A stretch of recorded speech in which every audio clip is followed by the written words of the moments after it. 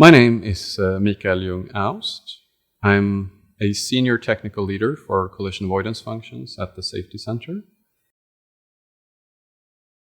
When designing communication for self-driving vehicles, it's really important to have a global standard because these cars will be everywhere and they will need to move around in any market in a multitude of languages. So you don't want to have a car speaking one communication language in one country and a different language in another country, because if you do, there are risks of misunderstanding. So if you want to set up a global standard for communication, there are some basic ground rules you need to follow. One is you need to speak a language that everybody understands, otherwise it isn't global. Two, it needs to be fairly quick. We can't ask people to bring a manual into traffic and look up the current year and model of the particular car you're looking at to see what actually it is trying to communicate. You have to have something that you can read with a one glance or two. If you want the self-driving car to be quickly understood by humans on the go, which is really what we're after, one thing you can tap into is versions of body language. If you look at a railway station or an airport or someplace that's really busy, you can see people crossing paths and you never see people falling over. They don't just bump into each other all the time. And that's because they have this body language. They give people little cues. You lean back a little while you're walking to show them that you're slowing down, or you lean forward, showing this is my passage, or you give a little wave. There's all these little signs. That's where we want to tap into these type of intuitive body languages, because if you do that, body language is global.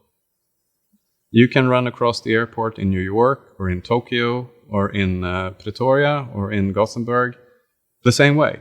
People speak the same body language, and it's fast, and it's something you learned pretty much since the day you learned to walk. So what we're really after is to give the self-driving car a type of body language that everyone understands. A key ingredient in designing communication is to be able to reach everyone, and sound is very good for that. In self-driving cars, you'd want to, of course, play as little sound as possible, because we don't want to create sound pollution just because we invented a new technology. What we really need is like 3 or 4 key sounds that tell you whether it's safe to cross. Now, one of these sounds is, of course, telling the driver or the pedestrians around you, it's safe to go, I'm standing still right here, I do not intend to move. The proposal we have in the 360C concept is really based on that. A low frequency sound, that's something big, so it's the car, and a slow pulse, so it's really oscillating very, very slowly, which indicates you're standing still. I know the guy who designed this sound coined it the breathing whale, which is sums it up pretty nicely. It's just standing there breathing very slowly, and you feel it's safe to cross. You will need to show that the car is intending to slow down well before the car actually has to slow down to stop in a particular place. So a slowing down sound, also very intuitive. If you have a rhythm that slows down, that goes tick, tick, tick, tick, tick, tick, tick, tick, tick, that pretty much universally people interpret as slowing down. And vice versa.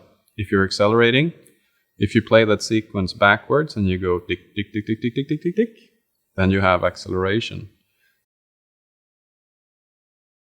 All you want to know is when you're coming up on the crossing as a pedestrian, can I cross or not? You'll need something that's understandable by everyone. It needs to be quick, and it needs to be something that you can take in and decipher pretty much in the blink of an eye. If the normal communication protocol is what you do normally, we also have what you can call an emergency protocol, where we're using sound and lights to alert people that maybe missed the first signs. if you're deep into your pod on whatever you're listening to, then maybe you're going to be stepping out in front of the car anyway, even though you didn't mean to. In that particular case, we've designed a warning sound that's targeting, if you will, that pedestrian with a sound beam. In this implementation, we've made it audible to everyone, but with the technology we're planning to use, it's actually going to be inaudible to everyone but the pedestrian. You use something called ultrasonics and you play them at different frequencies, and when they hit each other and when they hit the person, they modulate down into a hearable frequency range. It's really cool tech. There are some prototypes out there. I have one at home. It works like a sound beam. So I put a teddy bear on the table, projected this onto the teddy bear, put my kids in the couch, had my computer read out voice commands, and they really heard the teddy bear talking, and they were really spooked. If you want to do communication with a self-driving car, you can't just rely on sound. We think visuals is a really good thing if we want to communicate what the self-driving car is doing. So in the 360C, the C stands for concept, and the 360 is actually the light band that extends around the whole vehicle. It's a 360 visual display where you can leverage this to communicate your intentions to people. For example, if you're a bicyclist and you're coming up on an intersection, you're probably a little bit curious, does this car know I'm here or not? Because if I'm going straight and it's turning, I'll be in trouble. Therefore, we're using this light band along the sides to actually mark that we've seen you. A little section next along to the cyclist will light up, indicating that, hello cyclist, I've seen you, I'm aware, don't worry. So keeping up the flow of the cyclists, because they don't need to slow down or be scared of us, is also an important thing. We've actually done a fair bit of interesting research which shows that people have much easier to pick up on messaging when it's communicated in two channels at the same time. So like sound, okay, light, okay, sound and light together, synchronized, super good. There is some almost like behavioral or ancestral reflex in people that make them kind of jump or at least alert themselves if things happen in two channels at the same time. Thunder and lightning is one of those. If they're synchronized, you know you're in trouble. We're looking for visual patterns that enhance the sound patterns and vice versa.